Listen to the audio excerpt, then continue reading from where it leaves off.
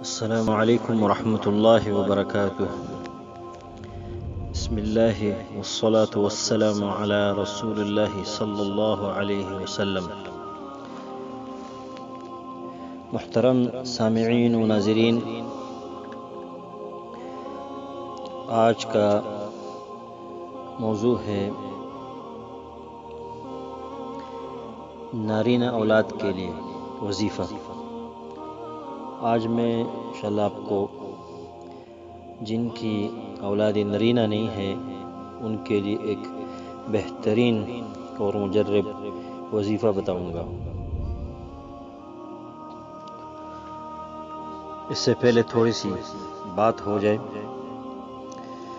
قرآن پاک میں سورہ مریم میں اور سورہ انبیاء میں دونوں جگہ زکریا علیہ السلام کی دعا کا ذکر ہے۔ زکریا علیہ السلام نے جب اللہ سے دعا کی تو اس وقت ان کی عمر انتہائی ضعیف تھے، یعنی بڑھاپے کی حد تک پہنچ گئے تھے، آخری حد تک،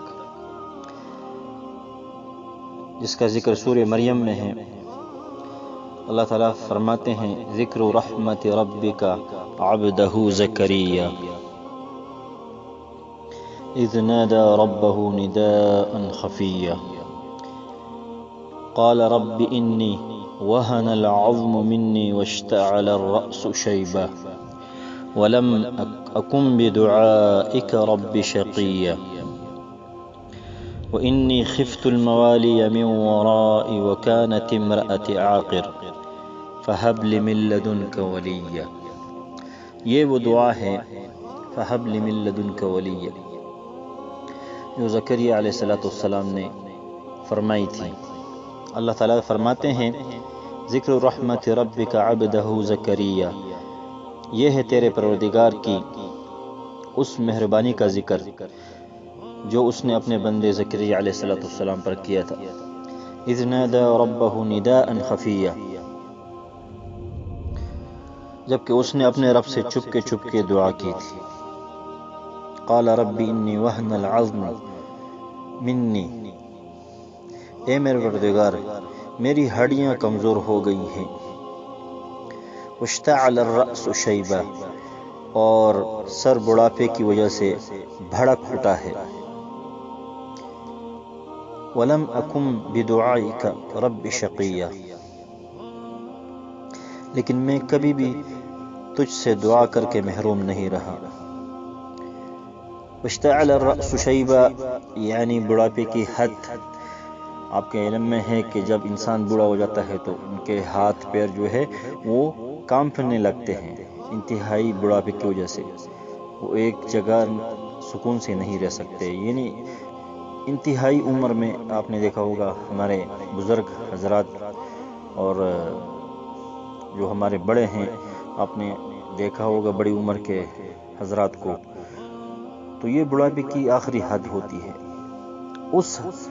اس عمر میں اللہ پاک نے ان کو جو ہے، جب انہوں نے دعا کی تو آگے آپ سنیے کہ اللہ نے ان کو کیا دیا۔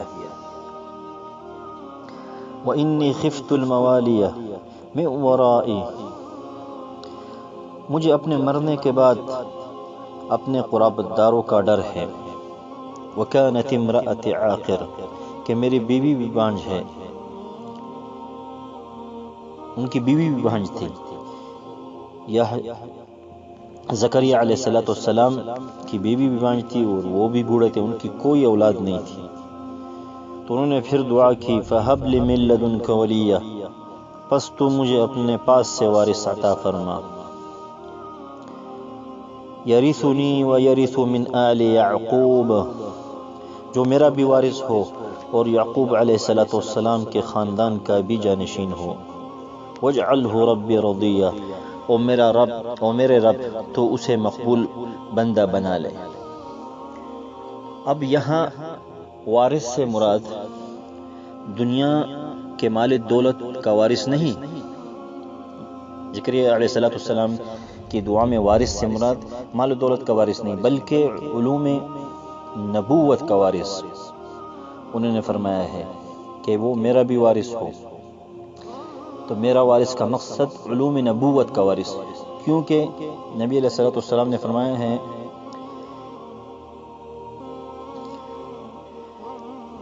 کہ انبیاء کا ترکہ ان کے وارثوں میں تقسیم نہیں ہوتا، کسی نبی کا ترکہ جو ان کا مال رہ جائے وہ ان کے وارثوں میں تقسیم نہیں ہوتا۔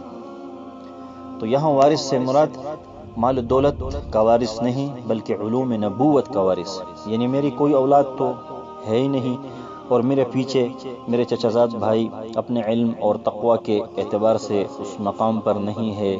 زکریا علیہ السلام کا مقصد یہ ہے کہ اس مقام پر نہیں ہے کہ وہ میرے مشن کو آگے جاری رکھ سکے، اس لیے مجھے ان سے اندیشہ ہے کہ وہ دین کی خدمت نہیں کر سکیں گے، لہٰذا مجھے ایسا بیٹا عطا فرما دیجئے جو میرے علوم نبوت کا وارث ہو۔ حضرت زکریا علیہ السلام کی اس دعا اور اللہ تعالیٰ کی طرف سے اس کے جواب میں بیٹا عطا فرمانے کا تذکرہ پیچھے سورہ آل عمران پارہ نمبر 3 آیت نمبر 38 تا 40 میں بھی ذکر کیا گیا ہے۔ کہنے کا مقصد یہ ہے کہ جب انہوں نے دعا کی فَهَبْ لِي مِن لَّدُنْكَ وَلِيًّا، اللہ نے فرما دیا یا زکریا اِنَّا نُبَشِّرُكَ بِغُلَامٍ اسْمُهُ یحییٰ، اے زکریا علیہ السلام ہم تمہیں ایک بچے کی خوشخبری دیتے ہیں، سبحان اللہ، لم نجعل له من قبل سمیہ، جس کا نام یحییٰ ہے، بغلام اسمہ یحییٰ، جس کا نام یحییٰ ہے، لم نجعل له من قبل سمیہ، اور ہم نے اس سے پہلے اس کا ہم نام بھی کسی کو نہیں کیا، یعنی اس وقت تک کسی کا نام یحییٰ تھا ہی نہیں۔ تو اللہ پاک نے خوشخبری سنا دی، وہ بھی کس عمر میں؟ یعنی بڑھاپے کی آخری درجے کی عمر میں۔ تو اللہ سبحانہ و تعالیٰ اس پہ بھی قادر ہے،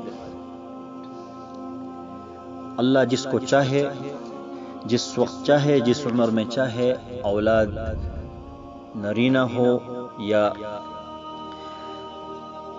بیٹا ہو یا بیٹی ہو، اللہ عطا فرما دیتا ہے۔ تو اس دعا کو علماء نے نچوڑ یہ نکالا ہے اس دعا کا، اور ان کو علم کی روشنی میں انہوں نے ان دعاؤں کو نکالا ہے، اور یہ سب سے بڑا وظیفہ ہے۔ اور مجرب تو آپ کے سامنے ہے ثبوت کہ اللہ پاک نے زکریا علیہ السلام کو ایک بڑھاپے کی آخری درجے کی عمر میں بھی ان کو وارث عطا فرما دیا، ان کو بیٹا عطا فرما دیا۔ تو اس وجہ سے علماء فرماتے ہیں کہ اس دعا کو جو بھی پڑھے گا اللہ ان کو جو ہے نرینہ اولاد سے نواز دے گا، اور بارہا یہ آزمایا بھی جا چکا ہے۔ اس کے ساتھ زکریا علیہ السلام کی سورۃ الانبیاء میں وہی دعا ہے، اس کو بھی دونوں دعاؤں کا مقصد ایک ہی ہے، تو دونوں دعاؤں کو پڑھا جائے اور کثرت سے پڑھا جائے، انتہائی کثرت سے پڑھا جائے، اور مرد بھی پڑھے عورت بھی پڑھے، انشاءاللہ العزیز اس دعا کی برکت سے اللہ سبحانہ و تعالیٰ ان کو ضرور نرینہ اولاد سے نواز دیں گے انشاءاللہ، اور جن کی اولاد سرے سے ہے ہی نہیں تو وہ بھی کثرت سے اختیار میں ہیں، اللہ ان کو اولاد بھی عطا فرما دیں گے، ان کو بھی اولاد اللہ عطا فرما دیں گے۔ تو دوسری دعا یہ ہے رب لا تذرنی فردا وانت خیر الوارثین۔ ان دونوں دعاؤں کو میں ایک ساتھ لکھ رہا ہوں، لکھنے کی کوشش کر رہا ہوں تاکہ آپ کو کسی طریقے سے اسکرین پہ دکھا سکوں۔ تو آپ دونوں دعاؤں کو ویسے بھی لکھ لیجئے اپنے ساتھ، رب ھب لی من لدنک ولیہ، رب ھب لی من لدنک ولیہ، یہ سورہ مریم کی 5ویں آیات ہے، اس میں یہ دعا ہے رب ھب لی من لدنک ولیہ۔ اور سورۃ الانبیاء آیات نمبر 89، آیات نمبر 89، رب لا تذرنی فردا وانت خیر الوارثین، رب لا تذرنی فردا وانت خیر الوارثین۔ ان دعاؤں کی فضیلت میں نے آپ کو بتا دی کہ بیٹا ہو یا بیٹی ہو وہ اللہ کے اختیار میں ہے، لیکن نارینہ اولاد کے لیے جو بھی پڑے گا انشاءاللہ العزیز اللہ ان کو نارینہ اولاد عطا فرما دیں گے۔